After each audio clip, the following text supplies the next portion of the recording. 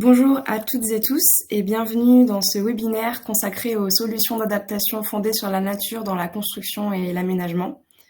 Je suis ravie de vous retrouver aujourd'hui pour parler de ce sujet. Je suis Lola Duménil, chef de projet bas carbone et résilience à Novabuild, et je serai accompagnée aujourd'hui de Cyril Roussel de l'Office français de la biodiversité et Olivier Reger de l'aménageur Alter. Novabuild, nous sommes l'association des professionnels de la construction, de l'immobilier et de l'aménagement au Pays de la Loire. Et nous accompagnons nos 450 adhérents sur les questions liées au dérèglement climatique et plus précisément avec les objectifs que nous appelons les objectifs A2BC pour atténuation et adaptation face au dérèglement climatique, préservation de la biodiversité et circularité des ressources. Notre raison d'être est d'agir pour tous, d'être solidaire et d'agir pour le vivant, avec comme objectif général de prendre soin du vivant et des territoires. C'est donc une question assez transversale autour à la fois de préserver le vivant, donc la question de la biodiversité, des ressources, mais également des usagers qui habitent ces lieux et ces territoires. Et dans le même temps, s'appuyer sur ces solutions comme sur la nature et le vivant comme une solution pour faire face aux différents enjeux. Cette question fait donc totalement écho avec le thème du jour des solutions d'adaptation fondées sur la nature qui vous seront présentées juste après par nos intervenants. Avant de commencer, j'en profite pour vous présenter notre bulletin de veille thématique sur la question de la biodiversité, qui sortira très prochainement et qui sera diffusé à nos adhérents. Et vous pourrez retrouver également sur notre site réservé aux adhérents. Ce bulletin de veille recense des informations issues du web sur la question de la biodiversité dans les 2 dernières années. Et il a notamment été relu par certains adhérents, dont Cyril Roussel, qui intervient aujourd'hui pour ce webinaire. Sans plus tarder, je vais laisser la parole à Cyril pour la première partie sur le lien entre climat et biodiversité et les solutions qu'il peut y avoir dans notre secteur. Bonjour à toutes et à tous. Bonjour Lola, merci de m'inviter et puis de me proposer d'intervenir. Donc effectivement, moi je travaille à l'Office français de la biodiversité. On pourra en revenir après dans les questions. J'ai pas préparé de slide spécifique pour présenter l'OFB, mais on pourra y revenir par la suite. Et du coup, je suis animateur d'un projet que je vous présenterai aussi, mais voilà, un projet européen, un LIFE sur les solutions fondées sur la nature pour l'adaptation au changement climatique.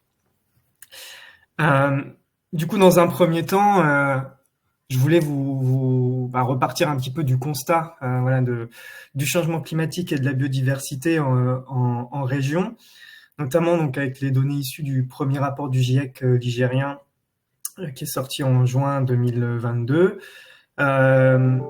Et du coup, sur 3 paramètres, je me suis attaché à reprendre 3 paramètres, pas faire quelque chose d'exhaustif. Mais en tout cas, en région, on a déjà eu une progression moyenne des jours de forte chaleur de 15 jours par an. Donc, vous voyez, avec ces cartes, on a la période de référence où cette température a augmenté entre 1976 et 2005. Et puis, les différents scénarios dont on a l'habitude maintenant avec le GIEC. Le premier scénario RCP 2.6, qui est un scénario dans lequel finalement on aurait réussi à arrêter les émissions de CO2 et plus généralement de gaz à effet de serre, et donc avec une température qui se stabiliserait. Et puis le RCP 8.5, où là c'est ce qu'on appelle le business as usual, où finalement on continue les politiques actuelles et du coup là le réchauffement climatique continue de s'emballer. Et donc avec un scénario par exemple pessimiste, on va dire, on serait à un risque de tripler d'ici 2050 le nombre de jours de forte chaleur. Un autre paramètre, c'est celui de l'augmentation du risque du phénomène de retrait-gonflement des argiles, donc là qui concerne pas mal aussi donc la construction. Vous voyez que c'est assez hétérogène finalement sur le territoire, avec un risque qui peut varier de 25 à 50% en fonction des départements. Et on est du coup d'ici à 2050 plutôt autour de 25% pour la Vendée, la Loire-Atlantique et le Maine-et-Loire, et plutôt entre 25 et 50 pour la Mayenne et la Sarthe, hein, comme vous voyez sur la carte. Donc ça, ce fonctionnement, ce phénomène, hein, c'est finalement la géologie qui va déterminer ce phénomène, avec les argiles qui, en sécheresse, vont finalement se rétracter, et lorsqu'on va avoir de l'humidité, on va avoir ces argiles qui vont gonfler, et donc ce phénomène va provoquer beaucoup de dégâts finalement sur les infrastructures. Et un troisième paramètre sur lequel je voulais revenir, c'était le niveau marin. Donc le niveau marin, lui, a progressé de 30 cm depuis 1843, donc ça peut paraître pas énorme, mais ça représente finalement des risques supplémentaires lorsqu'on va avoir des tempêtes ou des submersions. Et puis c'est surtout que ce phénomène s'est accéléré sur les décennies, les dernières décennies. Et en fait, on va avoir ce phénomène qui va progresser. Donc ici, je vous ai mis de 30 à 60 cm d'ici 2100, mais ça, c'est dans les scénarios les plus optimistes. C'est-à-dire qu'on ne prend pas en compte certaines bascules dans des phénomènes, on va dire, climatiques. Par exemple, la fonte des glaciers pourrait rajouter jusqu'à 1 mètre. Et on a notamment une étude qui est sortie récemment en disant que l'Antarctique aujourd'hui fondait de manière irréversible. Donc voilà, c'est des choses un petit peu qui peuvent bouleverser finalement ces chiffres qui sont avancés. Et donc vous trouvez cette carte qui est tirée donc du GIEC aussi, avec la vulnérabilité des communes nigériennes aux submersions marines. Donc ça, c'était pour la partie un peu plus climat. Maintenant, si on s'intéresse à la partie biodiversité, donc on est quand même une région riche en termes de diversité des paysages. On a des paysages notamment bocagers qui sont encore très présents. On va avoir justement aussi tous ces paysages littoraux, la Loire qui va aussi composer ces différents paysages, les tissus urbains, les tissus un peu plus agricoles, etc. Et en fait, cette diversité paysagère entraîne une diversité aussi dans les espèces qu'on va retrouver au sein de ces différents paysages. Et donc, on va se retrouver avec une grande richesse en espèces. Ce qui va aussi, finalement, traduire une vulnérabilité importante du territoire, parce que finalement, on va se retrouver avec une part importante de cette biodiversité qu'on va retrouver à l'échelle métropolitaine, mais on va la retrouver aussi en Pays de la Loire. Donc, vous voyez les chiffres à gauche, par exemple, 77% des oiseaux recensés en France sont présents en Pays de la Loire. Et donc, ça nous donne finalement une certaine obligation à protéger les milieux et protéger ces espèces. Malheureusement, on est dans une crise climatique, mais aussi une crise de la biodiversité. Et aujourd'hui, en Pays de la Loire, on est à 40% des poissons, 30% des oiseaux, 24% de la flore, 21% des reptiles et 10% des mammifères qui sont menacés d'extinction en Pays de la Loire. Donc on a quand même aussi une perte de biodiversité qui est très importante sur le territoire. Alors pourquoi je vous parle de ces deux choses-là ? Parce qu'on finalement on a un lien entre changement climatique et perte de biodiversité. Donc là, je vais vous reprendre les différentes causes de l'érosion de la biodiversité. Donc la première cause de cette perte de biodiversité, c'est le changement d'usage des terres et de la mer. Au niveau mondial, c'est la déforestation qui va provoquer, on va dire, la plus grosse perte de biodiversité liée à cette pression-là. Par contre, en France, c'est l'artificialisation du territoire qui est prépondérante. On est à peu près, en Pays de la Loire, à 11,2% des sols artificialisés. Donc ça, c'est les chiffres de 2018. Et on est une région qui se place sensiblement au-dessus de la moyenne française, qui est autour de 9%. Et on estime, d'ici à 2050, qu'on serait à 55 000 hectares supplémentaires d'espaces confisqués aux espaces naturels et à l'agriculture. Donc, voilà, on est quand même une région, on va dire, pas la mieux placée à ce niveau-là. La deuxième pression prépondérante sur la biodiversité, c'est l'exploitation directe de certains organismes. Donc là, je vous ai mis une image qui représente la surpêche, qui est aussi encore une problématique prégnante dans certaines mers. Et voilà, donc c'est comment on va finalement, pour l'usage humain, prélever directement les organismes de leur milieu. Je laisse le changement climatique de côté pour le moment. La quatrième pression, c'est la pollution des milieux. Donc là, on est sur la pollution directe. de l'eau, de la mer, de l'eau, du sol, pardon, et de l'air. Donc là, par nos activités, par les déchets qu'on va produire. Et puis, enfin, la dernière pression, c'est la propagation des espèces exotiques envahissantes qui, elles, vont modifier les milieux, être très compétitifs par rapport aux espèces qu'on va retrouver habituellement chez nous, et donc qui vont transformer finalement le cortège floristique ou le cortège faunistique sur nos territoires. Et pour rappel, du coup, c'est pour 50% le changement d'usage des terres, et donc chez nous l'artificialisation, je le rappelle, et l'exploitation directe de certains organismes qui provoquent cette perte de biodiversité.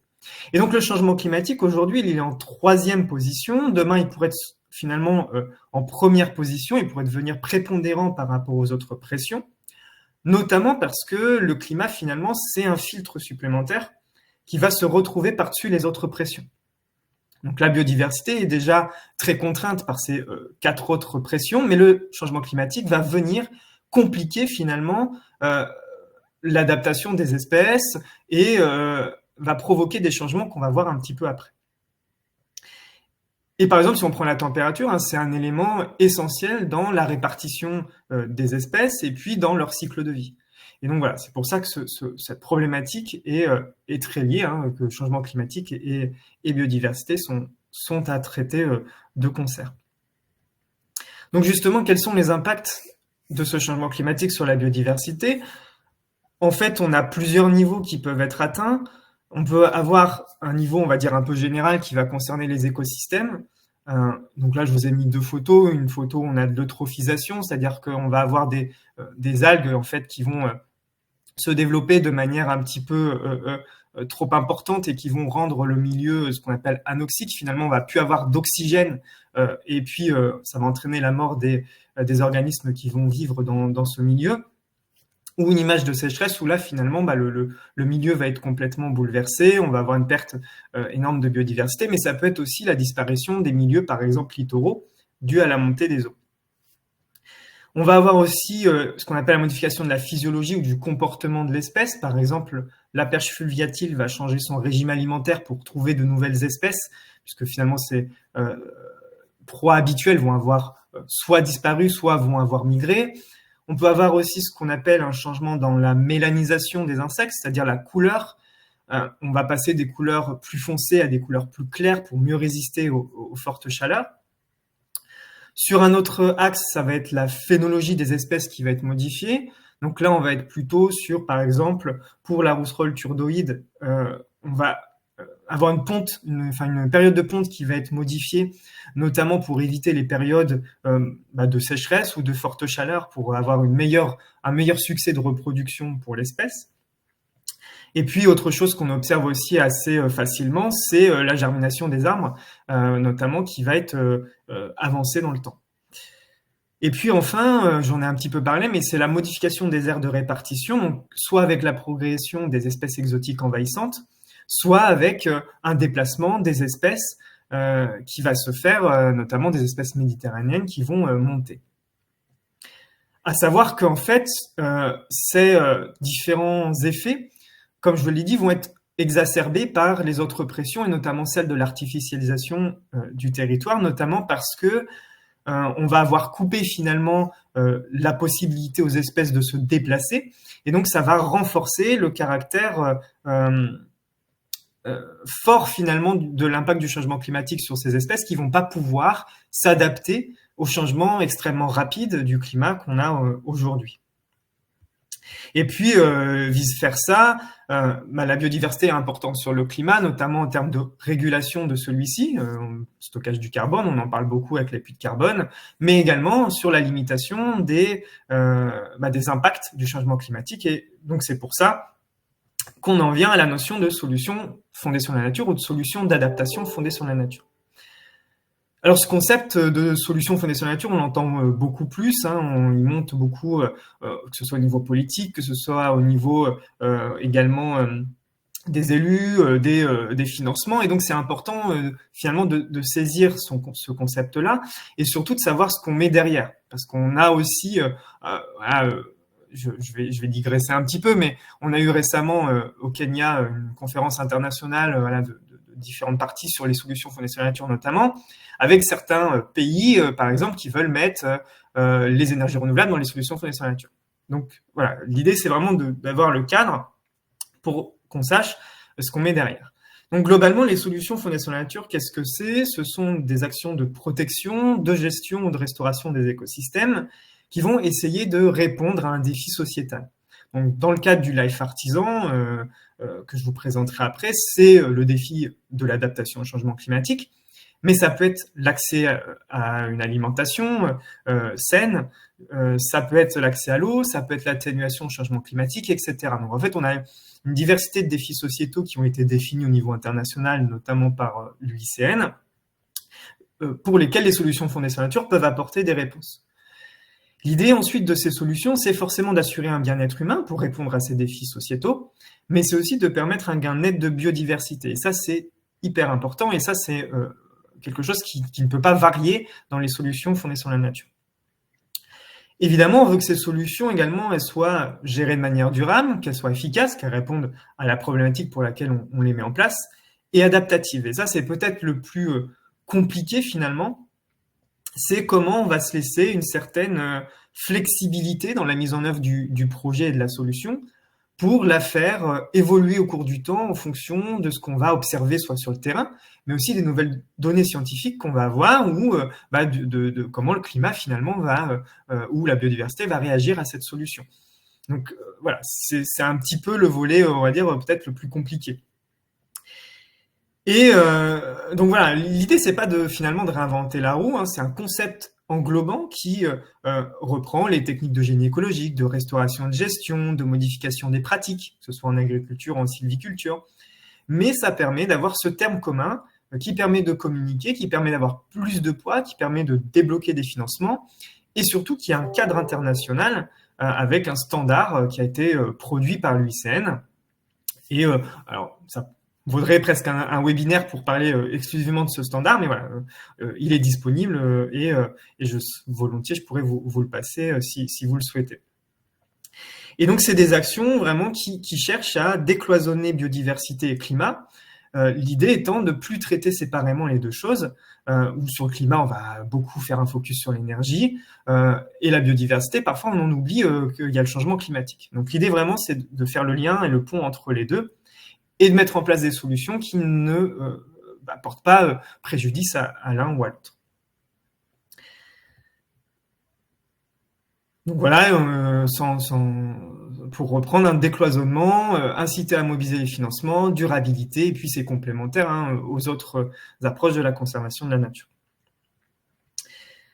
Alors plutôt que, avant de vous présenter quelques exemples, peut-être prendre le problème à l'envers. Qu'est-ce que nous, on ne considère pas être une SAFN?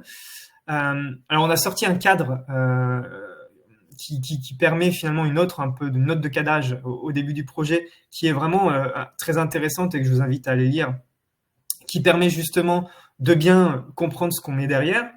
Et donc, nous, on sort de ce concept-là, par exemple, tout ce qui ne va pas forcément répondre aux défis de l'adaptation ou qui n'a pas été conçu dans l'intention d'y répondre.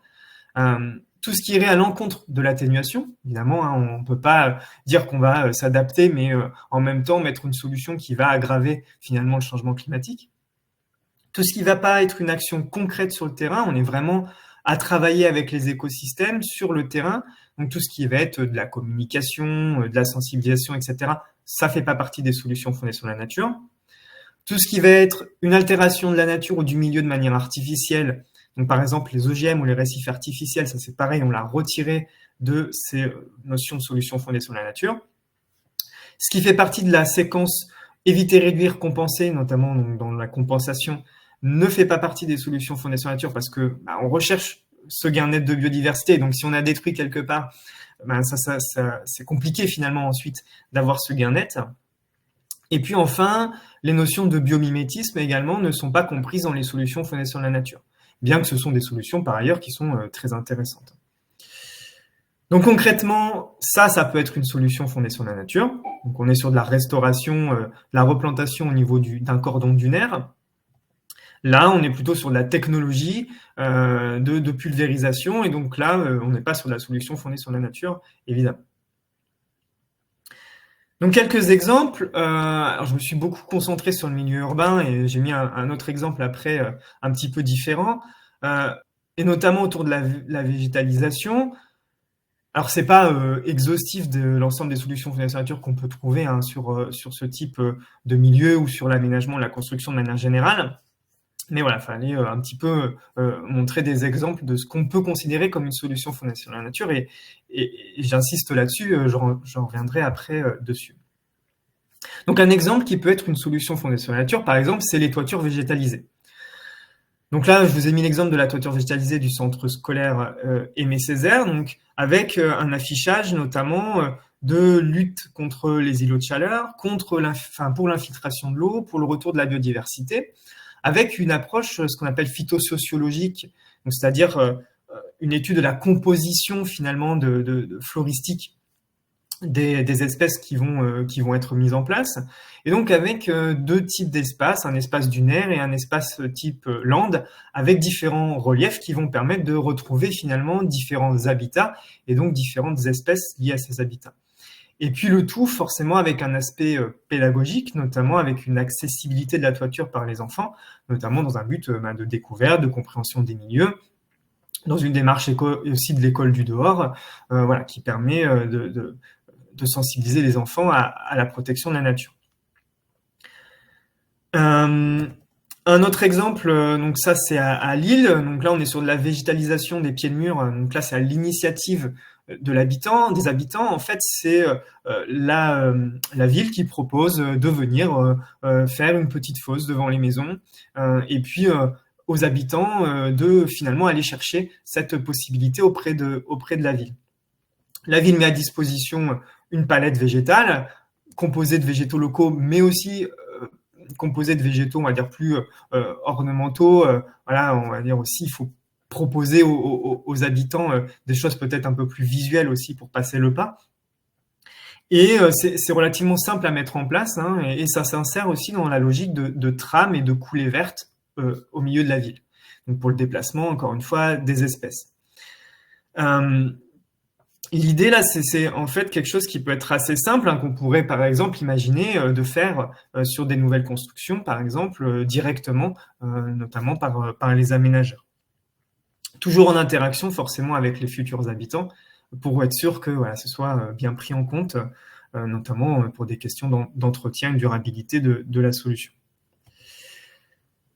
Un autre exemple, c'est la renaturation des cours d'école, hein, qui est assez en vogue ces dernières années. Donc notamment, on a plusieurs sites pilotes dans le cadre du projet Artisan. Donc là, c'est un site pilote qui se situe à Lille, et donc qui est suivi par différents indicateurs qui vont nous permettre finalement ensuite d'apporter des arguments chiffrés auprès des élus, auprès des techniciens, auprès des professionnels, pour dire bon bah voilà, ce type de solution ça fonctionne, on arrive à faire ça. Et donc ça peut être une solution intéressante à mettre en place par rapport à des solutions de génie civil classiques. Donc, par exemple, ce site, il est suivi, alors je vais faire un petit peu une liste à l'après-vert, mais par différents paramètres, on va avoir tout ce qui va être le potentiel d'infiltration et des indicateurs biologiques relatifs notamment à l'humidité des sols, tout ce qui va être les suivis de température de l'air, de confort thermique, également le nombre de jours de fermeture ou de restrictions en lien avec les événements météorologiques qu'on peut avoir, quelles vont être la diversité des habitats restaurés, la connectivité avec des corridors existants, l'état de santé et le suivi des végétaux, la diversité des espèces, l'abondance des espèces nectarifères et mellifères, donc là pour les pollinisateurs, l'abondance des espèces exotiques envahissantes, le potentiel allergisant, le stock du carbone, enfin voilà, plein de paramètres du coup qui vont être suivis scientifiquement au cours du projet et puis au-delà, notamment pour ces argumentaires, on va dire, chiffrés et scientifiques. Un autre type de solution qu'on va se développer aussi beaucoup, c'est les façades végétalisées. Donc là, toujours aussi dans un souci de lutte contre les îlots de chaleur urbains, proposer aussi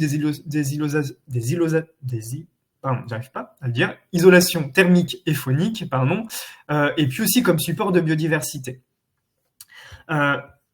Alors nous, dans le cadre du projet, on est plutôt effectivement sur les solutions, on va dire, sur la photo à droite, hein. On est sur de la pleine terre, sur des espèces locales, adaptées au changement climatique et aux conditions aussi pédoclimatiques locales.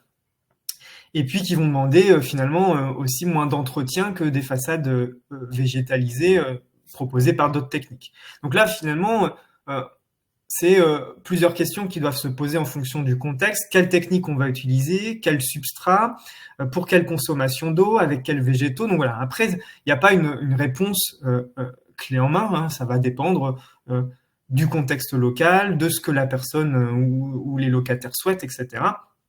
L'idée étant d'améliorer au plus possible pour tendre vers les solutions fondées sur la nature. Alors ça c'est un exemple qui a à Nantes. Donc je vais me baser notamment plutôt sur les propos de l'Écopole. J'ai échangé avec eux et puis j'étais venu à une de leurs présentations sur leur retour d'expérience sur le bâtiment. Donc ça c'est le bâtiment Néo-Verdé sur l'île de Nantes qui se situe à l'angle de la rue Louis Jox et le boulevard des Martyrs nantais. Donc on est à 1800 mètres carrés de parcelle, avec 2 blocs d'habitat de 5 et 9 étages, 64 logements et 2 activités pro, donc la crèche et l'écopole. Donc l'écopole qui est en fait le CPIE, le Centre permanent d'initiative pour l'environnement de la région nantaise, et donc qui est une association naturaliste qui va sensibiliser, qui fait beaucoup de formations, etc. Donc un bâtiment qui a été livré au printemps 2021. Donc pour reprendre l'historique, le CPIE s'est engagé en 2016 sur ce projet pour y faire notamment de nombreuses contributions qui ont plus ou moins été appliquées lors de la livraison du bâtiment, hein. Et le CPIE, lui, souhaitait en faire un bâtiment positif aussi pour la biodiversité. Et ils avaient proposé notamment, vous voyez dans le rond rouge, la végétalisation d'un mur pour faire le lien entre les 2 terrasses des 2 bâtiments. Donc lors de la livraison du bâtiment, hein, on s'est retrouvé, vous voyez avec la photo du bas, le CPE s'est retrouvé avec finalement des bacs et puis des grilles pour mettre des grimpantes. Alors on était assez loin de la vision de base et de ce qui avait été échangé avec le promoteur, qui était plutôt sur quelque chose en pleine terre, avec un mur avec des anfractuosités qui permettraient aussi ce qu'on appelle la flore spontanée de se développer, et puis notamment aussi à des espèces faunistiques de s'implémenter.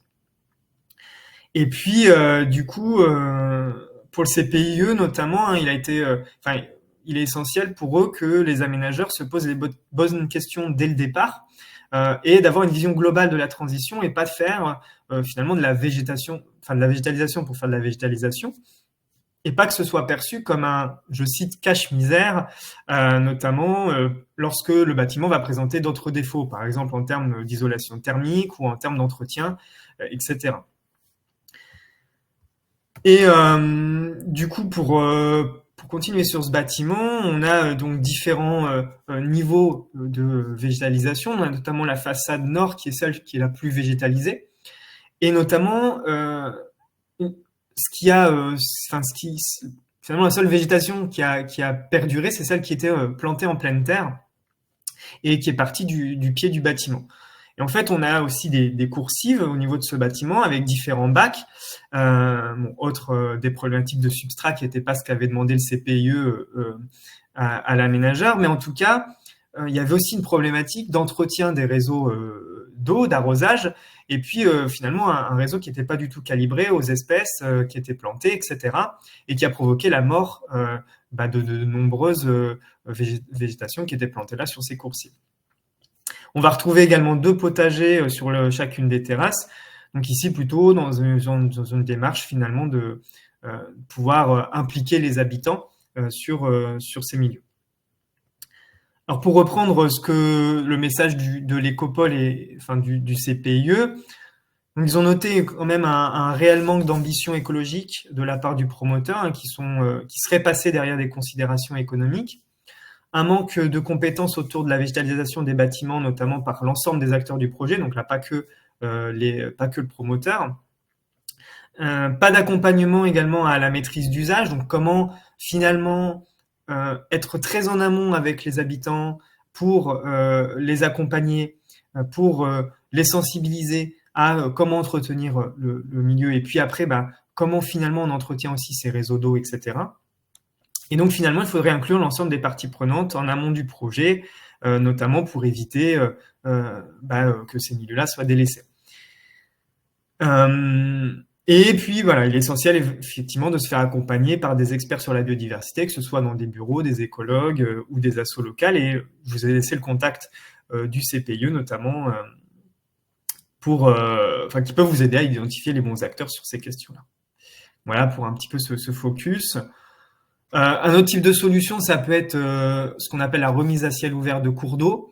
Donc là, c'est plutôt sur la gestion de l'eau, plutôt que sur vraiment de la végétalisation et de la lutte contre les îlots de chaleur, même si ça y participe forcément. Donc là, c'est retrouver des cours d'eau qui vont être usés, qui vont être parfois même oubliés sous des couches de béton, et comment on les remet à ciel ouvert, comment on revégétalise les berges, etc. Notamment aussi dans des contextes où on peut avoir des problématiques d'inondation.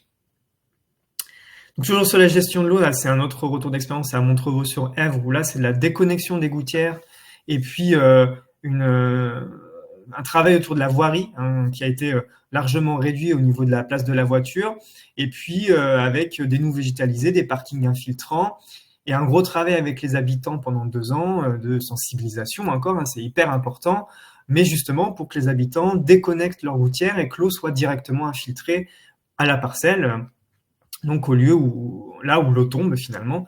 Et ils ont constaté une diminution de 3/4 de la quantité d'eau pluviale qui part dans les réseaux et qui est envoyée à la station d'épuration, eau qui est ensuite finalement redonnée dans le milieu, qui est filtrée par la végétation.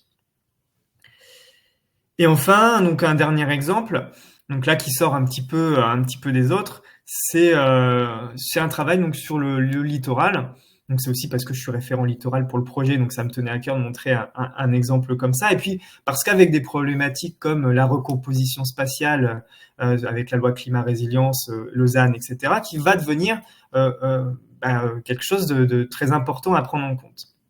Donc là, c'est la communauté de communes Océan Marais de Mont qui travaille depuis plus de 10 ans sur les solutions fondées sur la nature. Et en fait, c'est très très simple. Là, on est plutôt sur de la gestion finalement que de la restauration lourde du milieu. Où ils vont avoir installé une série en fait de fils lisses, 14 km, notamment pour protéger le pied de dune, changer les itinéraires piétons, et tout ça pour éviter finalement l'érosion par piétinement de ces zones.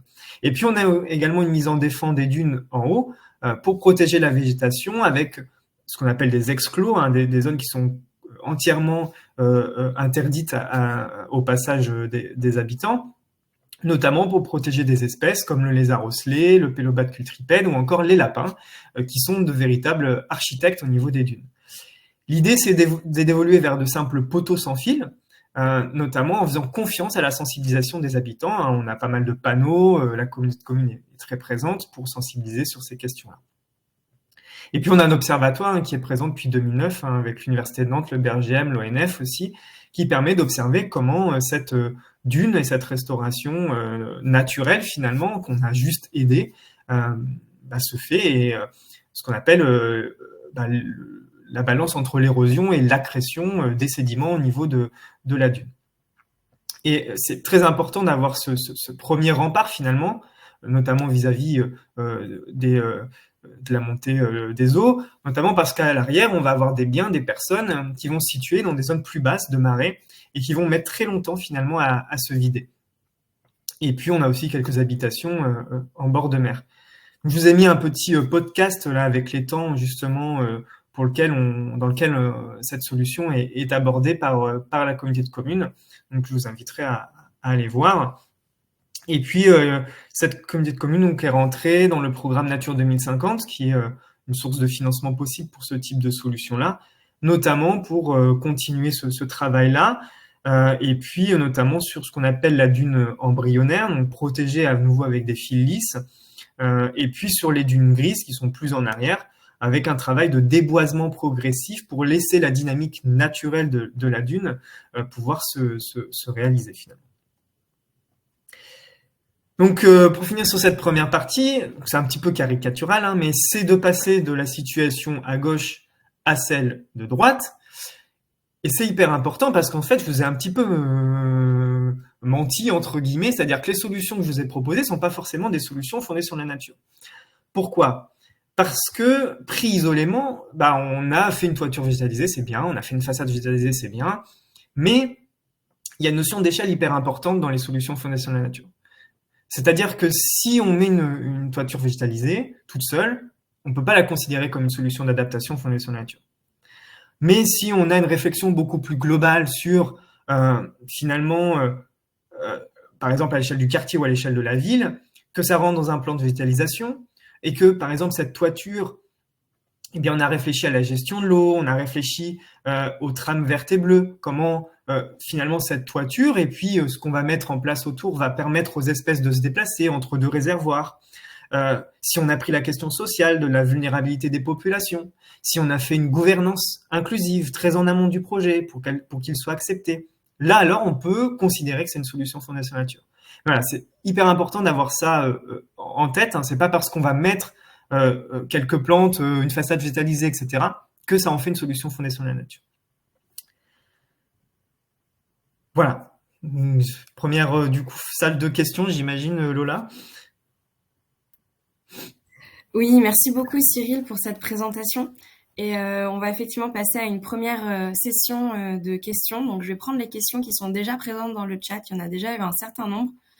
Pour celles et ceux qui ne l'auraient pas déjà remarqué, il y a un en bas à droite dans lequel vous pouvez poser vos questions et il y aura plusieurs sessions pendant lesquelles on y répondra. Donc je vais déjà commencer par prendre une question qui est revenue plusieurs fois sur la question de la définition de ce qui est ou ce qui n'est pas une solution d'adaptation fondée sur la nature. Et notamment, en fait, tu as évoqué, Cyril, que le biomimétisme n'était pas, ou en tout cas pas systématiquement, une solution d'adaptation fondée sur la nature. Du coup, il y a plusieurs personnes qui se demandent pourquoi ce n'est pas le cas. Notamment parce que, par exemple, certaines solutions bio-inspirées, comme celle Seaboost, peuvent être considérées comme des solutions d'adaptation fondées sur la nature. Et donc, pourquoi c'est pas toujours le cas et comment ça se passe plus précisément? Oui. En fait, parce que le biomimétisme, on va pas forcément être sur du fonctionnement de l'écosystème. En fait, on va avoir apporté quelque chose qui va être exogène. Par exemple, dans le cas de Seaboost, donc sur les récifs artificiels, on va recréer un milieu, par exemple avec du béton, etc. Et alors on s'était posé la question, notamment, j'avais échangé avec le CNRS là-dessus, qui eux considèrent ça comme une solution fondée sur la nature. Mais en fait, on va se reposer des questions, notamment d'artificialisation. On va venir artificialiser les fonds marins par ce type de solution-là. Alors, je dis pas que c'est mauvais. On va pouvoir effectivement, sur certaines de ces solutions, avoir un gain de biodiversité et ça va pouvoir servir de mesure de compensation. Mais on n'est pas sur des solutions fondées sur la nature, dans le sens où nous, on veut un gain net de biodiversité, on veut travailler sur les écosystèmes, et donc ces solutions finalement exogènes, on a décidé de les enlever. Voilà, c'est un parti pris. Après, peut-être qu'on se trompe, peut-être pas, mais c'est en tout cas le cadre qu'on a défini dans le cadre du projet, et c'est le cadre qui est défini par l'UICN au niveau international sur ces solutions-là. Merci. Il y a une autre question, je vais en regrouper deux en fait, qui se rejoignent sur est-ce que d'une certaine façon, quand on met en place des solutions d'adaptation, notamment là sur l'exemple des végétalisations d'ouvrages, est-ce qu'il peut y avoir des sortes d'effets retors, comme par exemple pour faire une toiture végétalisée, il va y avoir besoin de plus de béton en fondation ou en structure, ou alors les racines de la végétalisation, donc des végétaux, qui peut avoir un impact sur la structure des bâtiments. Est-ce que ça, c'est pris en compte dans les solutions que tu présentes? Alors, il faut que ce soit pris en compte, effectivement. Alors, moi aussi, je me posais ces questions-là au début, hein, et puis c'est quelque chose, un argument qu'on m'avait avancé sur le fait qu'il va falloir plus de matériaux, plus de béton, des infrastructures plus importantes pour supporter une végétation sur les toits. Et j'ai échangé récemment avec une personne qui était justement à cette journée autour de l'écopole et du bâtiment néo-verdé, qui m'a dit en fait la plupart des bâtiments aujourd'hui, on a une couche déjà au-dessus des bâtiments, par exemple avec des gravillons, etc., qu'il faut venir rechanger régulièrement. Et ben on peut enlever cette couche-là et mettre de la terre émettre des végétaux. Et en fait, ça va dépendre de ce qu'on va mettre comme végétaux. Forcément, si on veut planter des arbres, comme ça a été le cas dans certaines expérimentations, bah, va falloir une quantité monstre de terre et une portance du bâtiment très importante. Mais on peut très bien imaginer d'avoir voilà, un cortège plutôt prairial avec des espèces qui vont pas avoir non plus un système racinaire important. En fait, ça va juste dépendre de ce qu'on veut. C'est-à-dire qu'il faut se poser la question au départ du bâtiment. Qu'est-ce que je veux mettre au-dessus? Est-ce que je veux mettre une forêt? Est-ce que je veux mettre un potager? Est-ce que je veux mettre juste une prairie et je laisse vivre la végétation? Voilà, en fait, c'est une question qu'il faut se poser au départ. Mais c'est pas une problématique en soi. Et du coup, cette personne me disait, il y a plein de bâtiments aujourd'hui, on peut enlever cette couche de 5 cm de gravillon et mettre de la végétation sans problème, sans avoir un souci de portance au niveau des bâtiments. Et une dernière question qui est un petit peu en lien. Est-ce qu'il y a des solutions qui sont systématiquement recommandées ou est-ce que ce sera vraiment du cas par cas? Par exemple, là, il y a une personne qui demande si une toiture extensive avec une toiture végétalisée extensive avec une épaisseur de substrat d'environ 10 cm, c'est moins bien qu'une toiture intensive avec un substrat de plus de 30 cm. Donc, est-ce que c'est systématiquement plus pertinent de mettre une toiture intensive ou bien est-ce que ce sera plutôt du cas par cas? Bah, comme je viens de dire, en fait, c'est du cas par cas, c'est-à-dire qu'on peut pas avoir quelque chose de clé en main, et il faut se poser la question de ce qu'on souhaite tout simplement mettre en place et ce qu'on cherche comme effet.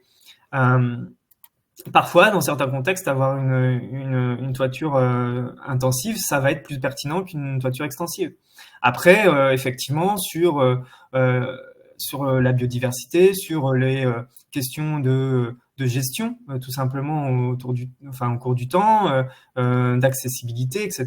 Peut-être que une toiture extensive, si on veut pas s'embêter à aller gérer, c'est peut-être mieux. Voilà, ça va dépendre finalement de ce qu'on veut en faire, du constat qu'on fait, du contexte aussi local et de ce qu'on a autour.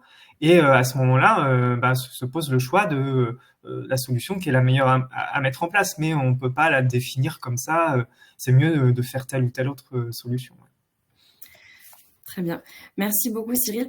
On va passer à la suite, mais on n'a pas forcément encore répondu à toutes les questions. Donc, vous inquiétez pas, on les garde en tête et on y répondra après. Je vais vous proposer de passer à la seconde partie avec la présentation d'Olivier Reger d'Alter qui va vous parler d'un retour d'expérience à Angers et le parc Saint-Serge. Donc, Olivier, la parole pour la suite. Merci Lola et bonjour à tout le monde. Je vais procéder à un exercice qui consiste à vous présenter une solution d'adaptation fondée sur la nature à Angers, donc dans la région Pays de la Loire. Un projet de renaturation qui porte sur un territoire qui a été très fortement anthropisé, situé au cœur d'Angers, au nord du centre-ville d'Angers en particulier. Alors, je vais faire dérouler la présentation.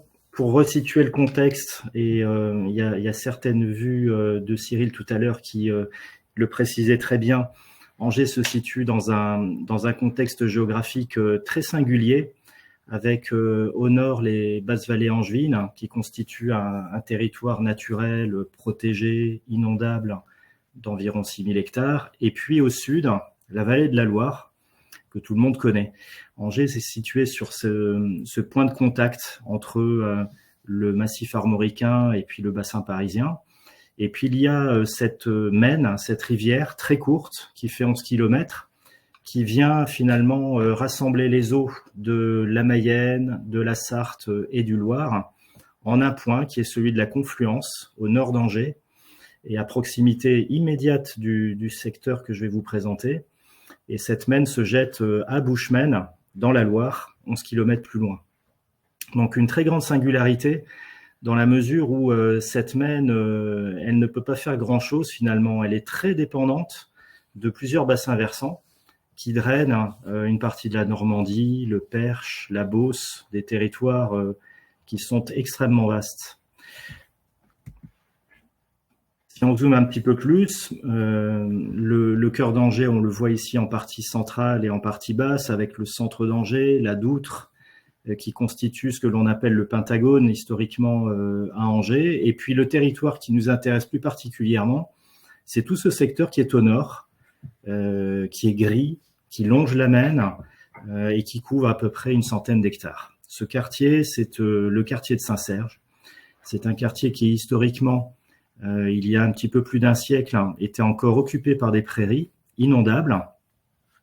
La voie ferrée et la gare d'Angers-Saint-Serge caractérisaient aussi cet endroit.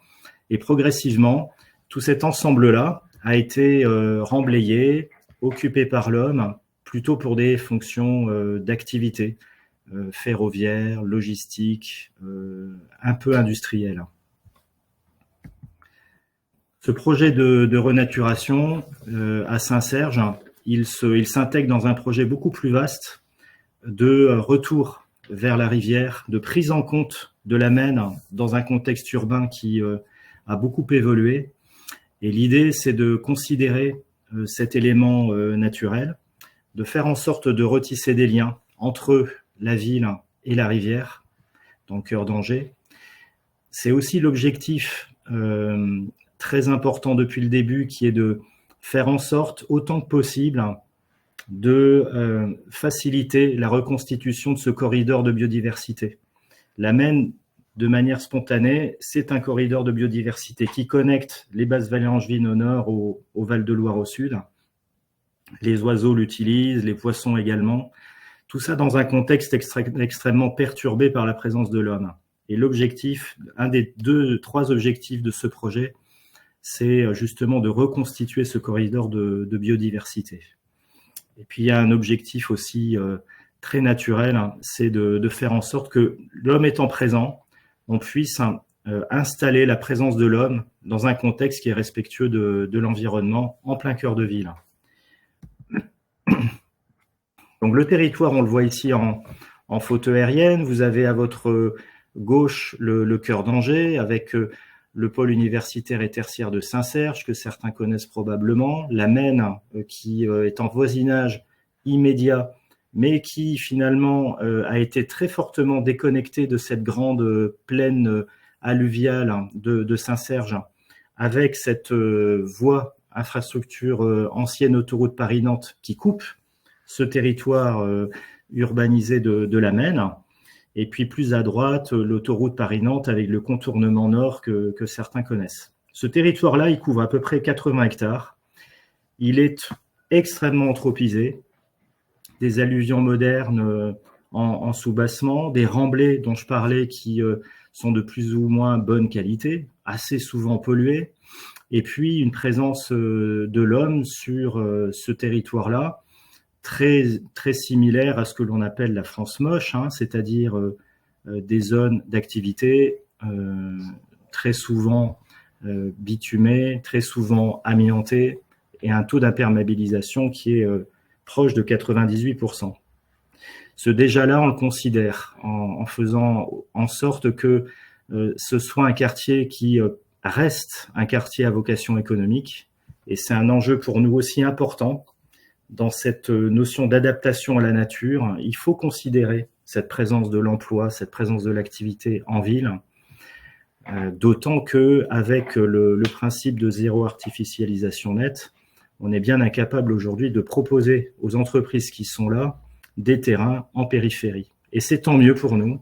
Notre exercice, il est peut-être un peu compliqué, mais il consiste à trouver de la place pour ces entreprises dans des formats complètement renouvelés, et de trouver de la place pour des éléments de nature.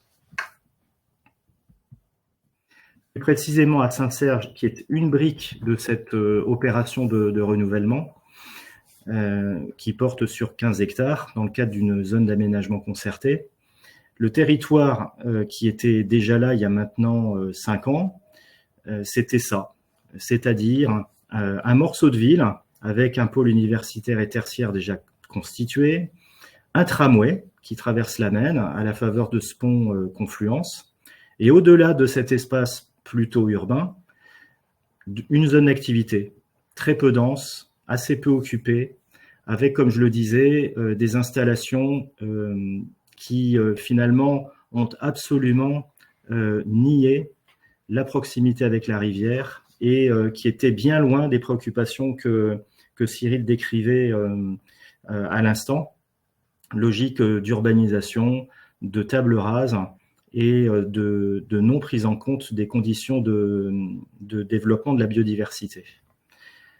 Plus précisément, il y a encore 5 ans, le tramway passait là et voisinait avec un territoire d'entrepôts logistiques avec une très faible activité, plutôt de l'entreposage et du stockage, assez peu d'emplois, donc une sous-densité en ville qui posait question, et puis des caractéristiques physiques que vous voyez très bien, c'est-à-dire du bitume, du béton, de l'amiante, de la tôle et des îlots de chaleur urbains qui font partie des îlots de chaleur les plus importants à Angers. C'est 50 degrés au mois d'août entre le bitume et la tôle. Aujourd'hui, ce territoire-là, il a été considérablement transformé. Il y a cette vue qui est un peu un mix entre la réalité d'aujourd'hui avec cette patinoire qui a été installée, le grand parc inondable sur lequel je vais revenir, et puis des îlots qui se veulent fondamentalement mixtes, avec une densité qui est complètement assumée, de par la présence du centre-ville très proche, et puis de par la présence de ce grand parc qui permet de respirer. Une des caractéristiques majeures de ce projet, c'est qu'il se fonde sur un principe qui est la prise en compte du risque d'inondation. Vous avez ici dans le territoire qui est en bleu, cette zone de Saint-Serge qui a été inondée lors de la crue de référence qui est la crue de 1995, avec en zone rouge bien entendu la Maine et les basses vallées angevines dont je vous parlais. Cette zone bleue, elle dit qu'il y a une présence de l'homme, qu'il faut la considérer au regard de sa très grande proximité avec le cœur d'Angers et que la présence, le maintien d'activité doit se faire en fonction d'un certain nombre de règles.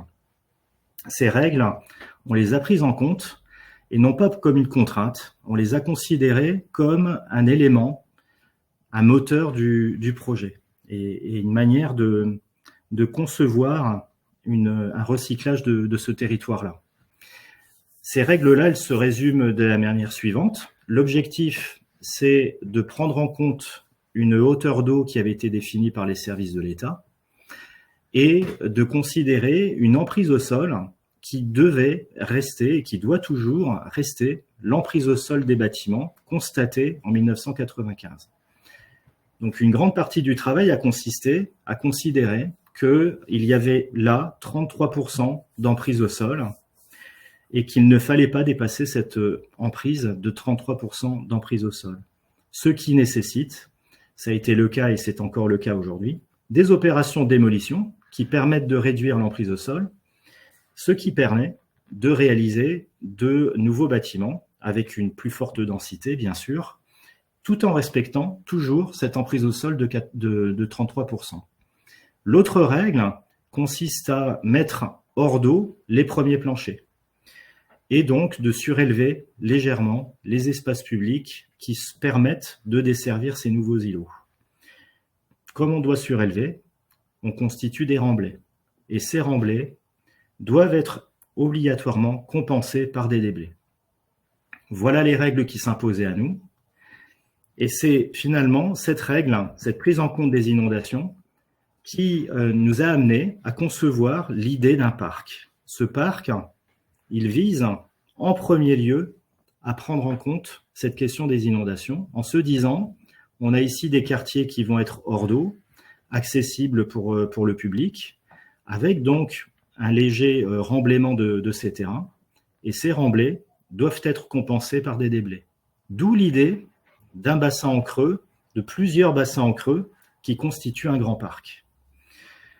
Donc la Maine est évidemment directement connectée à ce parc, à la faveur d'un canal, d'un tuyau qui permet les allées et venues de l'eau, sans dispositif technique complexe, ça fonctionne de manière très simple.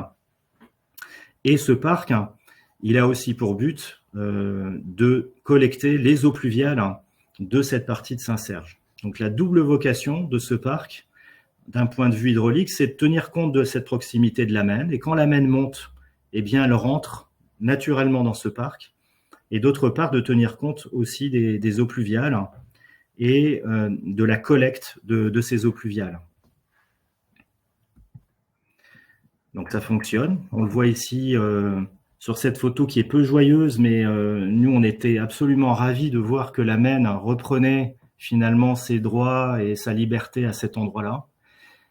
Donc ça devient une sorte de lac et ça s'est produit à 2 reprises. On aimerait que tous les hivers, ce parc de Saint-Serge se transforme en lac. C'est pas toujours le cas, malheureusement, mais ça peut se faire et ça se fait assez facilement. Et puis en été, la situation est tout autre et on le voit, c'est aussi bien sûr un support et un lieu de loisirs, de détente, de repos dans un contexte très urbain. La déminéralisation de cet espace, c'est évidemment une des résultantes de ce concept de prise en compte des inondations. On le voit sur ce plan un peu technique, tous les secteurs bitumés, enrobés, bétonnés ont été donc décapés avec tout un travail de dépollution des remblais existants pour creuser ces différents bassins.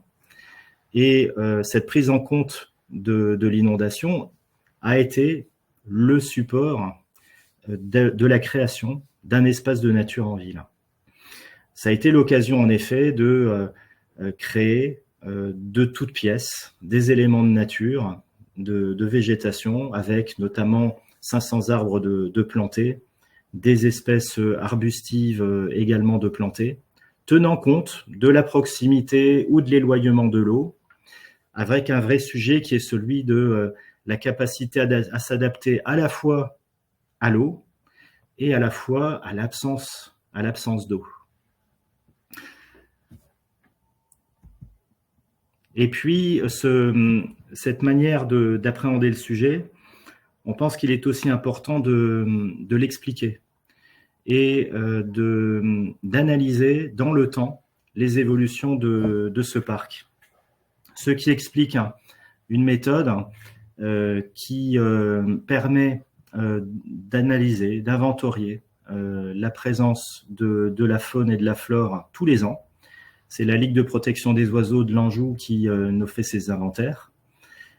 Et tout cela dans un but déjà scientifique de repérer, de voir les évolutions, et puis dans un but pédagogique qui vise à expliquer aux Angevins et à ceux qui le souhaitent les richesses écologiques qui aujourd'hui existent dans ce quartier-là, avec toute une série d'inventaires de la faune, de la flore, qui permet de référencer cette présence de la nature dans ce parc.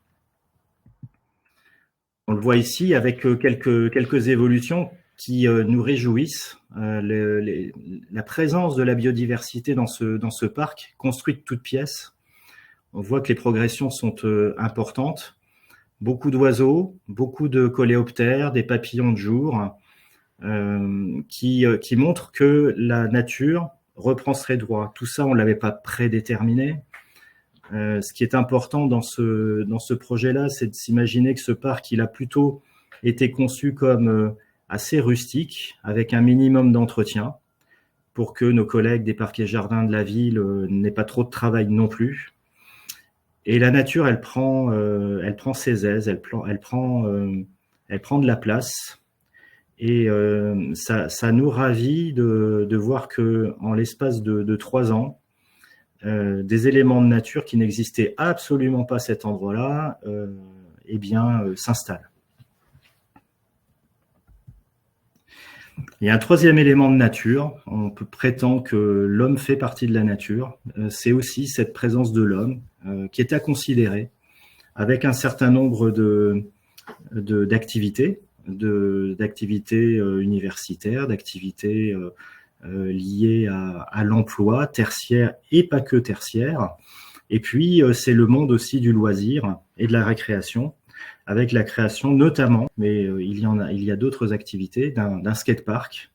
Ce skatepark, il a été conçu, là aussi, dans une logique qui est de se dire, on conçoit un morceau de parc dédié à cette activité, mais à une condition, c'est que ce skatepark, il soit conçu et adapté à différents types d'activités liées au skatepark, ce qui a nécessité un travail de co-construction, de co-conception, avec toute une série de skateurs et tous les skateurs et les skateuses. Et ça nous semble important, c'est d'ailleurs un gage de réussite que d'imaginer que des équipements de ce type-là, intégrés dans un espace de nature, puissent être conçus pour différents types de publics. Et puis ce skate, il a une particularité aussi, c'est qu'il est extrêmement végétalisé, ce qui nous a valu des discussions d'ailleurs avec les skateurs, qui n'aiment pas forcément l'automne et les feuilles qui tombent. Et bien là, le parti pris, c'était de se dire, on joue cette carte de la végétalisation d'un espace qui très souvent est un espace fortement bétonné. Voilà, donc ici une photo un petit peu plus générale qui montre ce début de reconquête d'un espace extrêmement anthropisé, minéralisé, mais riche d'activités, riche de connexions avec le centre-ville, des entreprises qui sont en place, qui ont besoin d'être en ville et de rester en ville. Et tout ce travail, on est en train de le démarrer, de faire en sorte que ces éléments de nature puissent s'imbriquer, se connecter dans un quartier actif qui soit complètement renouvelé dans ses formes immobilières. Et demain, on le voit ici sur cette photo aérienne, le travail va se prolonger avec la création d'autres éléments du parc et puis la recomposition de tout ce secteur qui petit à petit se transforme d'un paysage de zone d'activité, se transforme en un quartier de ville. Voilà, je pense que j'en ai terminé là.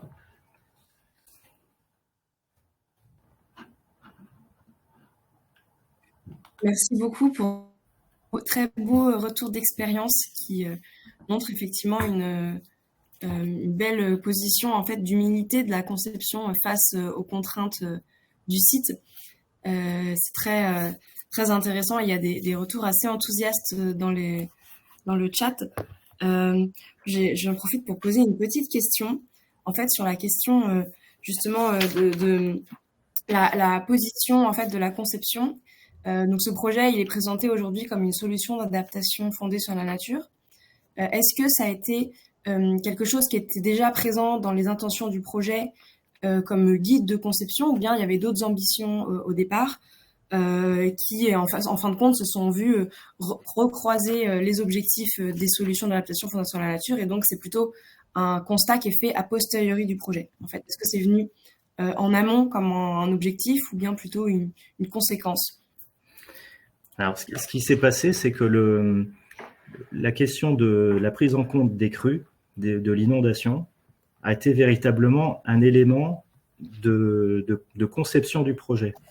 Et la solution du parc en creux, c'était une solution. Il pouvait y en avoir d'autres. Et on a étudié aussi d'autres manières de réorganiser le site. Ça semblait la plus évidente. Et c'est bien sous cet angle de la prise en compte de l'inondation, comme moteur du projet et pas comme contrainte, que les choses sont venues. Et à la suite de ça, considérant un espace sacré très vaste, obligatoirement naturel, perméable, qu'est venue cette idée de la biodiversité, de l'organisation d'un élément de nature qui est une brique de cette reconstitution du corridor de biodiversité que constitue la Maine. Et ensuite est arrivée la question de l'occupation humaine. Quelles activités? Quel intérêt à développer une présence humaine à cet endroit-là? Et comment aussi conjuguer une présence humaine avec une présence de la nature, d'éléments qui ont aussi besoin d'être parfois protégés, sanctuarisés. Pour nous, c'est un vrai sujet, cette conjugaison de la présence humaine et d'un développement de la biodiversité. il y a des espaces, peut-être pas dans le parc, c'est un peu le cas, mais en tout cas des espaces qui sont sauvegardés, qui sont inaccessibles au public. L'enjeu pour nous demain, ça va être ayant cette ambition de se connecter à la Maine. C'est pas le cas aujourd'hui avec cette présence autoroutière qui est encore très forte. Demain, cette autoroute se transforme en boulevard urbain. Des connexions auront lieu avec la Maine. Et la vraie question, c'est que fait-on de ces rives ? Ces rives, on le voit très bien sur cette photo, elles sont d'une très grande richesse en termes de biodiversité. Comment l'humain a sa place à cet endroit-là ? Probablement dans une proportion limitée, avec des zones protégées, une canalisation des flux. Et ça nous semble aussi un élément très important. Cette présence de la biodiversité liée à la Maine, elle s'est révélée à l'occasion d'inventaires. Et ces inventaires faunistiques, floristiques, subaquatiques, ils nous ont vraiment permis de prendre conscience de la richesse que constitue la Maine. Et ils nous permettent aussi de faire prendre conscience aux élus, aux techniciens, aux habitants, que la Maine, c'est une rivière qui est juste géniale d'un point de vue de la biodiversité. Elle est beaucoup moins connue que les basses vallées angevines, que le Val-de-Loire. Elle a sa valeur, elle a une vraie valeur écologique. Et l'homme, il a peut-être intérêt à laisser un champ libre à cette biodiversité. Très belle, très belle, très joli mot pour définir le projet. J'aurais une autre question sur la question du lien justement avec les habitants dont vous parlez beaucoup quand même en présentant le projet. Mais comment ce projet il a été perçu en amont et maintenant qu'il vit, notamment en fait on peut imaginer c'est cette image que vous avez montrée tout à l'heure sur l'inondabilité du site, ça peut être perçu comme un choc pour les usagers. Est-ce que ce parc il cohabite aussi avec la zone d'activité ou est-ce qu'en fin de compte c'est deux mondes qui sont vraiment à part? Bref, comment les liens avec les habitants qui étaient déjà là et peut-être les nouveaux usagers, comment ça se fait? Alors, il y avait peu d'habitants. C'était vraiment auparavant une zone d'activité avec uniquement de l'emploi. Mais pour autant, la conception de ce parc, elle nous a quand même questionné par rapport aux usages futurs de ce parc, qui est quand même en ville, avec une proximité très importante du pôle tertiaire de Saint-Serge, de l'université d'État de Saint-Serge. Il y a 7000 étudiants qui sont juste à côté. Donc, notre démarche a consisté à aller auprès d'eux pour les questionner sur les idées, les envies qu'ils avaient par rapport à l'idée d'un grand parc. Et cette sollicitation, on l'a faite en direct auprès d'étudiants. On est allé dans le hall de l'université. Notre démarche consistait à compléter un petit peu ces réunions du soir où il y a beaucoup de gens avec des cheveux comme les miens et très peu d'étudiants. Donc, on est allé les voir. On leur a proposé des croissants, des pains au chocolat le matin en leur disant vous avez droit à tout ça. On a juste 2-3 questions à vous poser. Et de ce moment-là est arrivée toute une série d'idées sur justement les fonctions culturelles, sportives. L'idée du skatepark est sortie de ce travail de co-construction avec les étudiants. En l'espace d'une matinée, on a collecté une multiplicité d'idées. Et ça, on croit aussi à ces méthodes un peu commando qui permettent de dépasser le cadre un peu classique de réunion publique tard le soir. Voilà, et puis cette présence de l'eau, finalement, ce qui est assez beau à voir, c'est que l'homme s'adapte. Si l'eau, elle monte, l'homme, il s'adapte. Il va ailleurs, il y a effectivement moins de skateurs, les gens contournent le lac, et tout ça se fait avec finalement, et c'est ça qui nous réjouit un peu, une prise de conscience que la Maine n'est pas loin et que l'eau est là. Si je comprends bien, un projet comme celui-ci, c'est un travail de conception qui est quand même assez fort. On parle de réunions tard le soir, de réunions supplémentaires.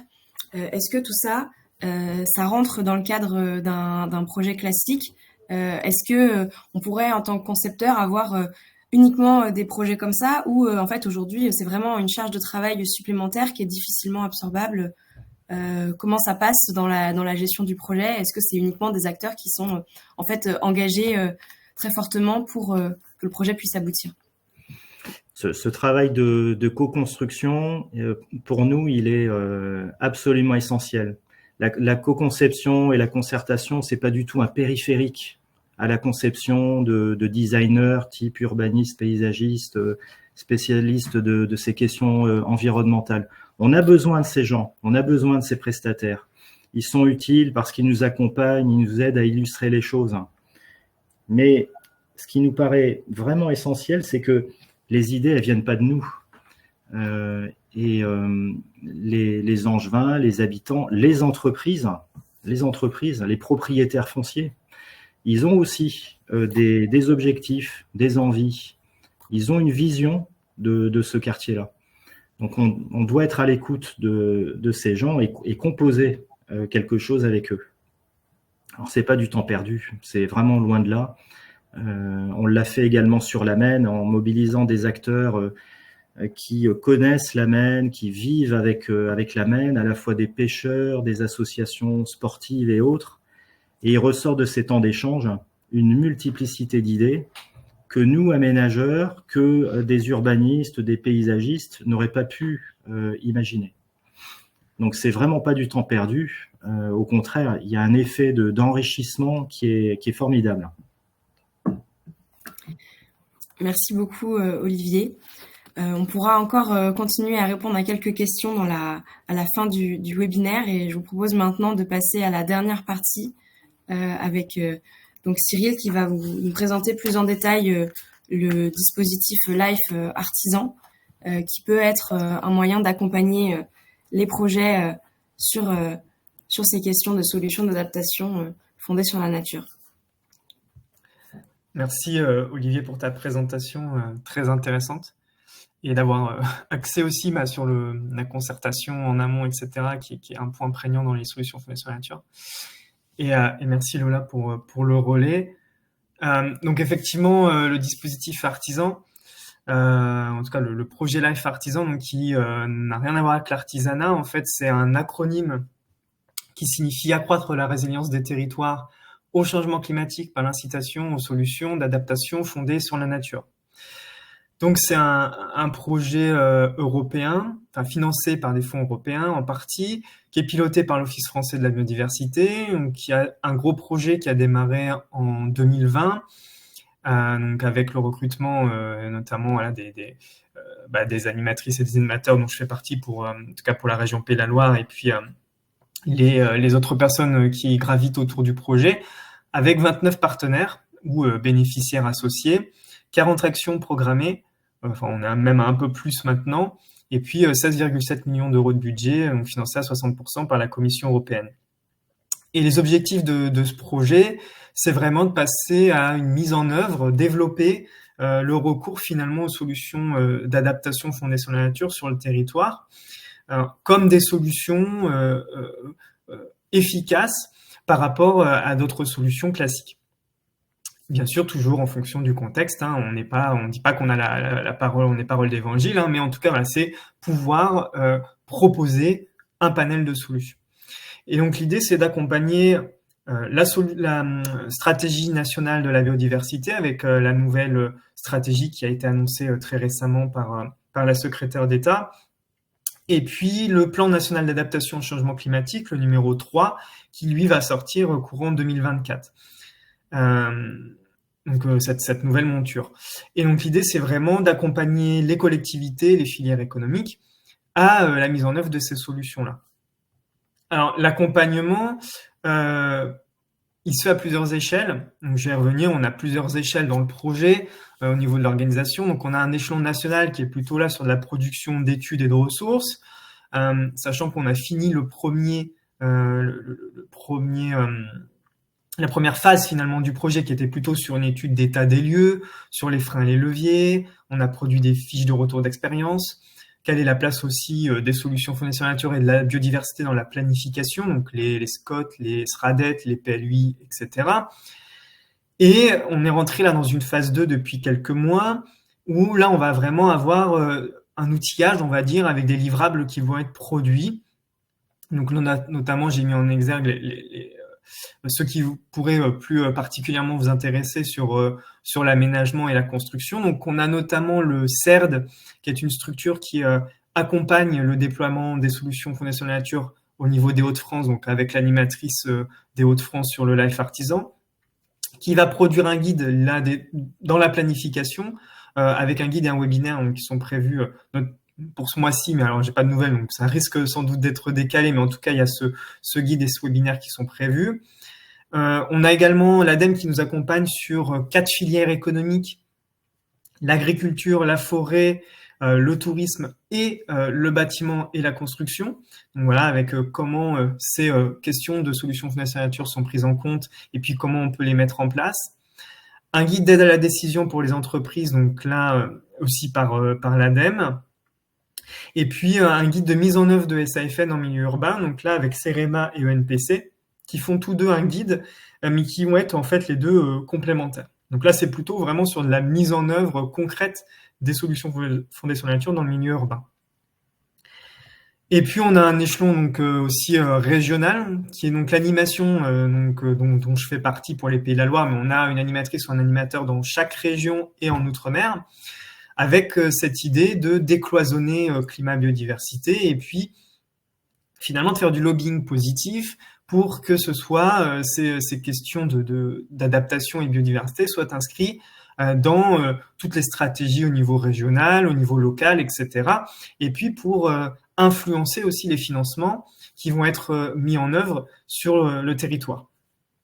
L'idée aussi, c'est d'accompagner donc les acteurs, sachant qu'on n'est pas un bureau d'études à l'Office français de la biodiversité, donc on est très en amont, c'est-à-dire qu'on va faire une veille. On a la force d'être 14 et donc on fait une veille quand même quotidienne, on s'échange les ressources, etc. Donc on peut mettre à disposition des porteurs de projets, des guides méthodologiques, des guides techniques et puis des retours d'expérience. Mettre du lien entre les personnes, trouver les bons contacts. Donc on est plutôt à cette échelle-là sur l'accompagnement. On peut pas, en tout cas c'est pas mon rôle d'aller vous dire précisément, techniquement comment la mettre en œuvre. Mais en tout cas voilà, je peux aider à trouver les bonnes personnes et puis les financements associés. Et puis on a l'échelon local qui est celui d'un programme démonstrateur dont je vous ai présenté un petit peu ce qui est fait à Lille, mais voilà, avec différents projets sur différents types de milieux, pas que l'urbain, on a le littoral, on a l'agricole, on a le sylvicole, on a les milieux aquatiques. Et donc l'idée c'est, avec ces paramètres, ces indicateurs de suivi et d'évaluation, de servir de vitrine et d'argument auprès des porteurs de projets. Et puis j'en ai un petit peu parlé, on n'a pas de site pilote malheureusement en région, hein. Il y a d'autres projets sur les solutions fondées sur la nature et sur l'adaptation qui sont mis en œuvre et donc qui peuvent servir de retour d'expérience. Mais en tout cas, on n'a pas un site pilote dans le cadre du projet artisan et donc je suis référent d'une thématique. Voilà, c'est un petit peu comme ça que c'est réparti la charge de travail entre les différents animateurs. Et du coup, je suis référent de la thématique littorale pour le projet. Et puis sur la mise en œuvre, donc les outils, je vous en ai un peu parlé. Et après, je vous ai défini, je vous ai mis là un petit peu des financements possibles. Donc on a des financements au niveau européen qui sont vraiment à aller chercher pour mettre en place des projets. On avait un call aussi qui s'appelait Greening Cities, qui est terminé, qui était en octobre, mais qui parfois on a des appels comme ça de l'Europe ponctuels sur de la mise en œuvre de projets. Donc là, c'était dans les villes justement autour de la construction, de l'aménagement du milieu urbain, autour des solutions fondées sur la nature. Donc voilà, c'est pour ça que c'est important de s'emparer de ce concept-là, parce que même au niveau européen, finalement, c'est un concept pour les financements qui vient de plus en plus. Au niveau national, on a le fonds vert qui va être reconduit. Donc là, pareil, où il va y avoir de grosses demandes sur tout ce qui va être recul du trait de côte. Donc avec j'en ai un petit peu parlé, mais la recomposition spatiale, sur la gestion des inondations, sur la renaturation en ville et dans les villages, etc. Et puis au niveau régional, on a aussi par exemple les fonds FEADER, LEADER, qui ont maintenant des mentions liées à l'adaptation au changement climatique et au SAFN, le contrat nature. Donc voilà, c'est des choses comme ça qui sont mises en place sur lesquelles on peut aller chercher ponctuellement des financements. Et puis on a aussi des fonds de différentes fondations. Donc la Nature 2050 dont je vous ai parlé, de la CDC Biodiversité qui est un des partenaires du projet, mais aussi d'autres. Et puis une plateforme, alors plutôt aujourd'hui destinée aux collectivités, mais qui de plus en plus met des aides destinées aux entreprises, donc qui est la plateforme Aide Territoire, qui est une start-up d'État, c'est comme ça qu'on l'appelle, donc qui propose de concaténer finalement toutes les aides des différents financeurs et de les mettre sur ce site. Et on a notamment fait avec Aide Territoire, et j'essaie d'animer pas mal cette page aussi, finalement un portail spécifique sur les solutions d'adaptation fondées sur la nature qui vous permet déjà de préfiltrer finalement les aides auxquelles vous pourriez avoir accès. Voilà, donc j'en ai fini. Donc s'il y a d'autres questions, effectivement, et puis pour Olivier, on est disponible sur le temps qui nous reste. Merci Cyril. Et en effet, vous pourrez retrouver toute la présentation à la suite et recontacter les intervenants si vous le souhaitez. Vous trouverez les coordonnées de Cyril ici. Il nous reste encore un petit peu de temps pour prendre quelques questions qui n'ont pas encore été abordées. Pour ça, en fait, je voulais commencer par vous demander en fait comment reprendre une question qui a été posée sur comment peuvent être déployées des solutions fondées sur la nature à grande échelle. C'est une question qui est un peu plus transversale sur vos deux présentations, donc je trouve que c'est intéressant que vous y répondiez tous les deux. Oui, j'ai vu la question passer. Donc effectivement, c'est en fait on a des freins très importants, notamment en France, le foncier. Je pense que voilà, pour les solutions fondées sur la nature, c'est un des plus gros freins, c'est le foncier. Et puis comment on met autour de la table tous les acteurs publics ou privés qui ont du foncier pour justement mettre en œuvre ces solutions. Et puis c'est pas forcément le financement, mais c'est aussi l'ingénierie. C'est-à-dire d'une part l'ingénierie de projet, comment on va construire les projets pour aller chercher les financements, et puis l'ingénierie de mise en œuvre de ces projets. Voilà, aujourd'hui, on a une offre quand même qui est assez limitée dans les bureaux d'études sur cette vraiment prise en compte des solutions fondées sur la nature, vraiment avec le volet climat et biodiversité qui sont liés. Et puis, c'est aussi l'ingénierie de suivi au long terme du projet, justement, avec cette question d'adaptabilité du projet par rapport aux problématiques climatiques et de biodiversité. Donc ça, c'est les freins principaux aujourd'hui. Et donc, il faut sans doute inventer des nouveaux endroits aussi de concertation, des nouvelles méthodes de concertation pour avoir tout le monde autour de la table, pour avoir une gouvernance la plus inclusive possible en amont des projets. Et puis proposer voilà de l'ingénierie, de projets, d'accompagnement, et puis avoir une vision transversale et augmenter la transversalité, que ce soit dans les collectivités ou avec les différentes structures, partager nos connaissances et puis échanger sur ce que chacun veut, comment on utilise le milieu, les usages, etc., pour arriver à des solutions qui vont être acceptées par tout le monde et qui vont en plus bénéficier à limiter les impacts du changement climatique et à la biodiversité.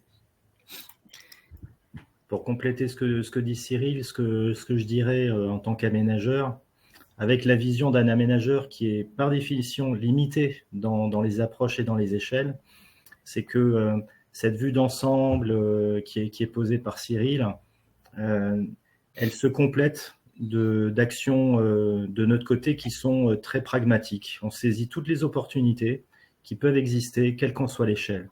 Et on arrête de se poser des questions sur oui, c'est peut-être pas la bonne échelle, c'est pas le bon périmètre. On y va parce que ça urge un peu. Donc là, on se prend 15 hectares, on bosse sur les 15 hectares. On a parfois d'autres opportunités qui arrivent et on bosse aux échelles qui nous sont données en se prêtant à l'exercice parfois d'élargir aussi le périmètre, bien sûr. Mais allons-y et engageons-nous, quelle que soit l'échelle de l'intervention, dans la mesure où on a des documents de planification, Stradet, PLU, Scott, etc., qui nous donnent la vue d'ensemble. Donc, on est très on est très tranquille par rapport à au fait que nous devons, en tant qu'aménageurs, mettre en œuvre par petites pièces cette vue d'ensemble qui est déjà posée dans tous les documents de référence.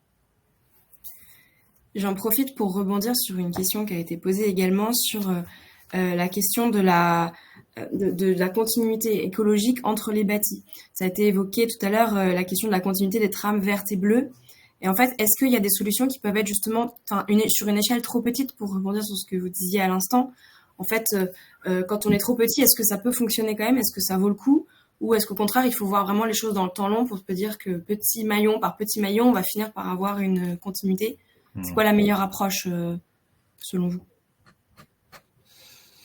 Je pense que effectivement, si on fait un projet, c'est un peu ce que je disais, qui est isolé et qu'on le laisse isolé, ça n'a pas d'intérêt en fait. Il faut, même si, comme dit Olivier, il faut y aller sur des échelles même parfois qui sont petites. Effectivement, il faut y aller puisque l'urgence elle est là et il faut agir. Mais il faut quand même se garder cette vision globale. Se dire comment ça va s'intégrer avec d'autres projets qui vont voir le jour ou comment ça s'intègre avec des projets qui existent déjà pour justement avoir cette notion de trame. Voilà, on peut pas faire quelque chose qui va être isolé et qui va finalement ne pas servir justement au déplacement des espèces par exemple. Et du coup, mais par contre, il ne faut pas que ça nous interdise effectivement d'agir avec cette vision toujours derrière, de se dire aujourd'hui je fais ça, mais demain je sais que va y avoir ça et qu'on peut faire ça et que du coup à ce moment-là on aura une vision globale et quelque chose de global à l'échelle du quartier, à l'échelle de la ville, qui va nous permettre d'avoir un réseau fonctionnel. Voilà, je pense que c'est un peu l'approche. Il y a aussi la valeur de l'exemple. Même un petit projet, s'il est pertinent, peut avoir une capacité d'entraînement et finalement imposer une nouvelle manière de concevoir les projets.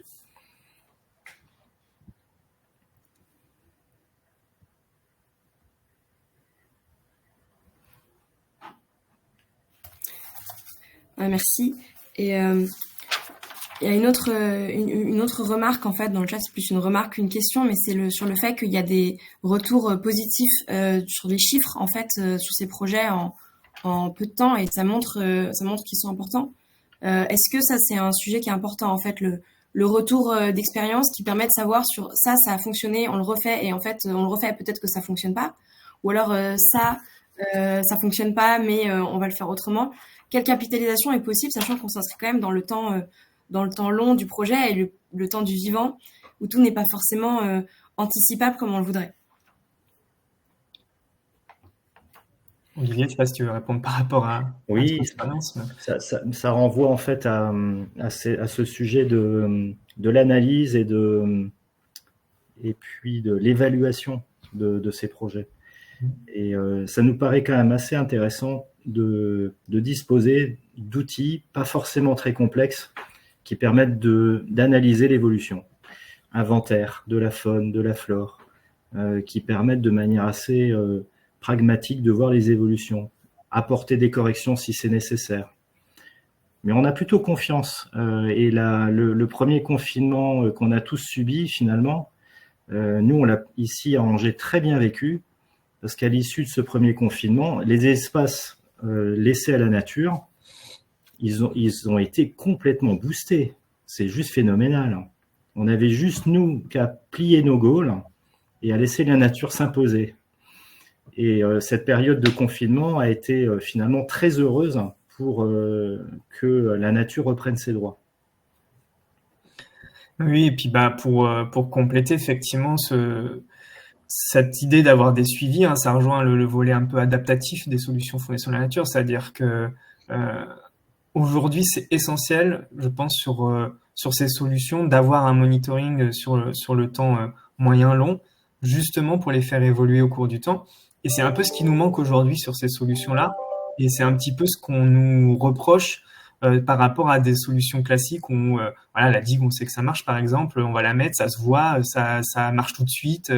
Et, alors que sur de la restauration dunaire ou sur de la restauration des marais, ça va être plus compliqué de démontrer que effectivement ça fonctionne lorsqu'on va avoir des submersions. Et voilà. Et du coup, c'est hyper important d'avoir ces suivis-là aussi pour prouver que ça fonctionne et puis pour pouvoir ajuster effectivement aux besoins la solution. Très bien, merci beaucoup. Et je pense que c'était le mot de la fin, cette question d'adaptation, aussi bien face au dérèglement climatique que dans la façon de concevoir le projet et donc de s'adapter en permanence. Je vous remercie. Je remercie nos intervenants aujourd'hui pour leur participation à ce webinaire. Et merci à vous. Tous les participants pour avoir assisté à cette présentation. Comme ça a été envoyé sur le chat, vous pourrez retrouver le replay prochainement. Et n'hésitez pas à nous recontacter si vous avez d'autres questions sur le sujet. Merci à tous et bonne journée. Bonne journée.